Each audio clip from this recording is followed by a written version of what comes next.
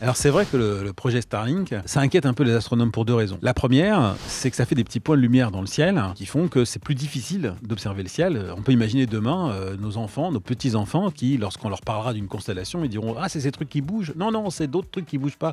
On appelle ça des étoiles. Alors, jamais vu, moi j'ai vu que des trucs qui bougent. Et puis, ces satellites, à force qu'ils se multiplient, peuvent avoir des collisions, il peut y avoir des débris qui tombent sur Terre, et puis on peut avoir du mal à suivre tous ces débris. Ça veut dire que quand on ira dans l'espace, il y aura des balles de fusil qui passeront comme ça, et qui pourront trucider tout objet, même les gens qui passeront là. Donc il faut faire attention, il faudrait qu'il y ait une régulation de l'espace.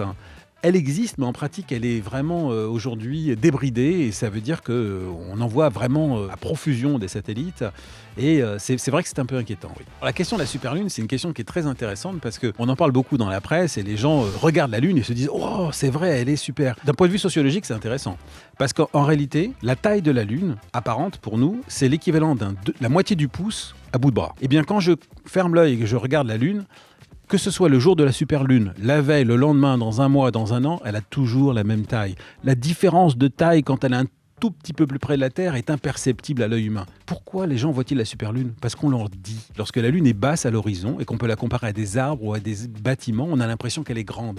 C'est une illusion d'optique. Ce qu'on lit dans la presse, c'est une cristallisation d'une illusion d'optique. C'est pour ça qu'il faut être capable d'avoir un esprit critique. L'astrophysique, c'est une observation. On peut observer la Terre avec des satellites, ou on peut observer l'espace. On ne peut pas, avec l'étude de l'univers, agir directement sur le réchauffement climatique, puisque c'est le comportement de la société humaine qui provoque ça. Par contre, ce qu'on peut faire, c'est mettre tout ça en perspective avec des considérations globales comme ce que c'est que l'énergie, ce que c'est que l'entropie, ce que c'est que la lumière, la chaleur. C'est un processus astrophysique ce qui se passe aujourd'hui.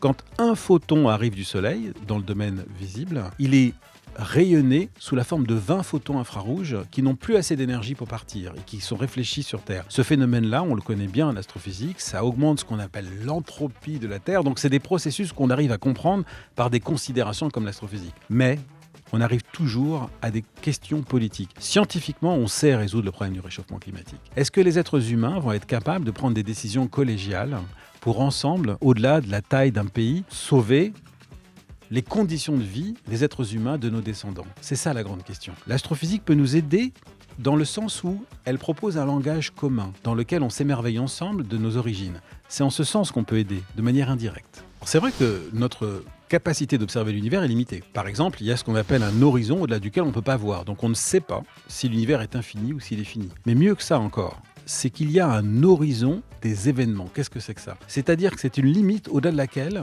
quel que soit l'événement qui se produira, on ne le verra jamais, même dans un lointain futur. Et cet horizon se rapproche de nous. Ça veut dire que l'univers perd la mémoire. Il y a une amnésie cosmique.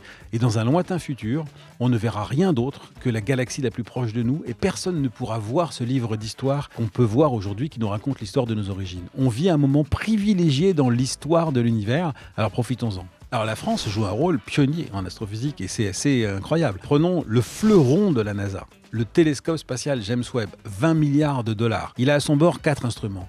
2 des instruments, la construction a été faite sous la direction d'équipes françaises. Aujourd'hui, quand on explore les atmosphères d'autres planètes qui tournent autour d'autres soleils, c'est avec un instrument fait en France, avec des collaborations internationales. C'est-à-dire qu'on joue un rôle pionnier avec les industries, les technologies qu'on a développées, que ce soit en cryogénie, que ce soit dans l'imagerie, dans l'infrarouge, etc. On peut se vanter, et pas simplement celui-ci. Le satellite Euclide, qui a été lancé très récemment pour explorer les composantes invisibles de l'univers, qui est le fleuron de l'astronomie européenne, cette fois de l'Agence spatiale européenne, il est sous la direction française, avec des technologies développées par les entreprises françaises. Donc en fait, on est des pionniers. C'est juste qu'on ne le sait pas.